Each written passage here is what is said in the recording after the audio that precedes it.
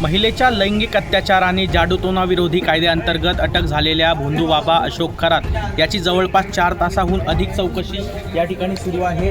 SITचे 12 अधिकारी जे आहेत ते या भोंदूबाबाची जी आहे ती 4 तासाहून अधिक जी आहे ती चौकशी करत आहेत। जवळपास 2 लॅपटॉप असतील, त्यानंतर हार्ड डिस्क असतील, अनेक दस्तावेज असतील, याचबरोबर अनेक जे डॉक्युमेंट्स आहे याची जी चौकशी आहे ती या ठिकाणी सुरू आहे। कॉल रेकॉर्डिंग जे आहे ते देखील या ठिकाणी चेक करत आहेत। भोंदूबाबा अशोक खरात याने जे महिलांचे शोषण केले आहे त्याबाबतची माहिती जी आहे ती सर्वीकडून गोळा करण्याचं काम जे आहे ते सुरू आहे। सध्या जे आहे 3 महिलांकडून हे तक्रार देण्यात आलेली आहे आणि याच सर्व संदर्भात जी आहे ती 4 तासाहून अधिकची जी तपास आहे तो या ठिकाणी सुरू आहे।